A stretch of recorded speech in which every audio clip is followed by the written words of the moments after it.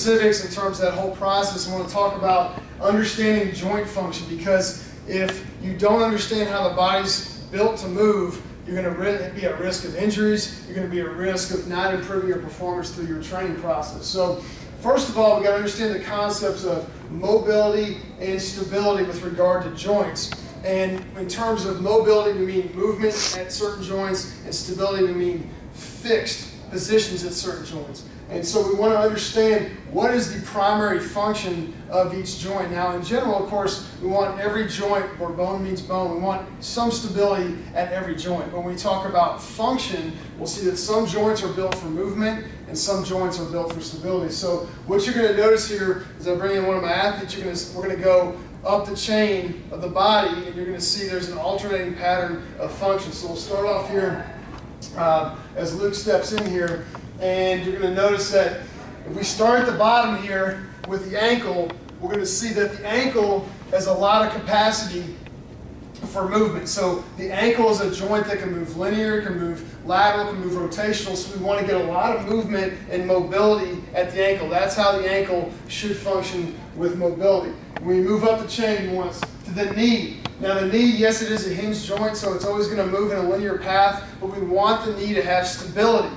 The old saying goes, what do you call mobile knee? You call it ACL injury. We don't want the knee to move laterally or medially. We want to make sure that it's very stable and only moves in that hinge pattern. As you move up the chain again to the hip, right here, this hip has a lot of capacity for movement. We want to make sure that we get mobility out of the hip. Now sure, it's a ball and socket joint that has to be stable, but the primary function for it in performance is we want to have movement out. And again, the hip has a lot of capacity for movement in all planes of movement. Now, I'll have Luke turn around here as we move on to the next joints, and we talk about the lumbar spine right here. So we've gone mobility at the ankle, stability at the knee, mobility at the hip, and we move to the lumbar spine. In other words, the lower back right there. You got to understand that lumbar spine is built for stability. We don't want movement out of there. And that's where a lot of people go wrong, because they do crunches, they do side bends at the lumbar spine, they do rotational things at the lumbar spine. We don't want the lumbar spine to move, and the reason being, as you see, is there's bigger vertebrae down there, and they're not built for movement. Their range of motion capacity is really only supposed to be very, very slight. So again, we want to stabilize at the lumbar spine. As we move up the chain a little bit more, we move to the thoracic spine, the upper back right here. And the thoracic spine, there's not as much study done on it, but we do know this, that it does have small vertebrae, and it is built for movement. It's built for movement in terms of extension, flexion, and rotation. So whereas we want stability in the lumbar spine, we want mobility in the thoracic spine. As we move on, we talk about the scapula, which is the foundation of the shoulder blade right here. We want to make sure that the scapula has stability. We don't want the scapula to slide around. It'll have a natural movement pattern, but more in a stable position.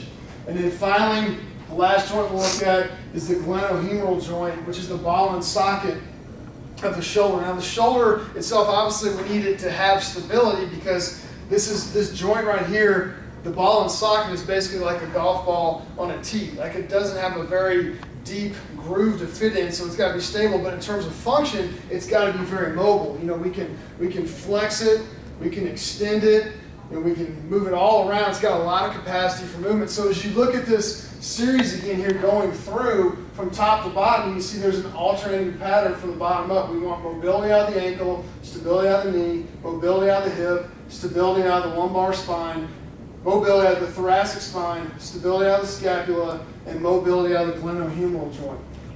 Now, in terms of joint function, you gotta understand this: we are born with great mobility. And it's something that we lose over time. So you see this picture of a baby, and that's how most babies can get in that position. You'll find very few teenage athletes that can find that position, because this incorporates a lot of measures of mobility there in the ankles and in the hips and the thoracic spine. And it's something that over time we lose if we don't address. And so the concept is this: if a joint isn't performing its function properly, in other words, if say for example, if the ankle isn't mobile, if the joint like an ankle isn't mobile, a compensation pattern will occur, because the movement's got to take place somewhere. So if it doesn't happen at the joint where it's supposed to happen, that movement's going to happen somewhere else, and the surrounding joints will be compromised. So again, if those joints aren't functioning like they're supposed to in terms of mobility and stability, something's going to be compromised.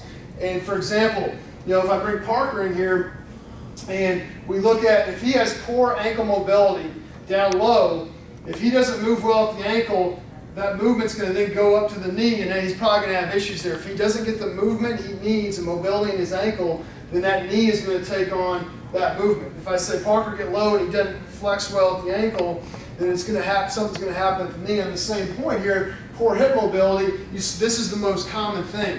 If Parker doesn't move well through the hips, the compensation is going to be above that at the lumbar spine. So, if I were to say Parker getting a good loaded athletic stance with good hip flexion and core stability, he would get in a good athletic stance right there, which is good. He's got good hip mobility, he's stable at the trunk. But on the other hand, if I asked Parker, okay, Parker, show me poor hip mobility, but get low, he would naturally flex over at the lumbar spine, and we'd have problems, and that would compromise his movement pattern.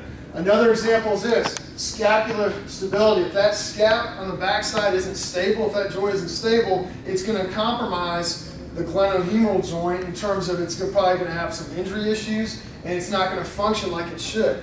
So that, especially with throwing shoulder athletes, if you don't establish stability at the scapula, that glenohumeral joint's really going to suffer. So when we identify injuries, and you see a lot of injuries, more and more injuries in youth athletes, you've got to understand the reason why more and more athletes are getting injured. As it says there, they either have poor movement patterns or poor joint function. The problem is, when people address these problems, they focus just on where the pain is.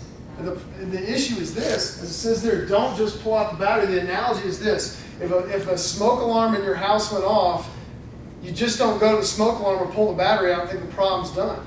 Okay, obviously there's a bigger issue. There's a fire somewhere. The same thing applies to the human body. If Parker came to me and he's having lower back issues, lumbar spine issues, I wouldn't just focus right on lumbar spine. I would look above and below the lumbar spine. I would look to see how is he moving in the hips, because if he's not moving well in the hips, he's going to compensate the lumbar spine. It's going to cause problems.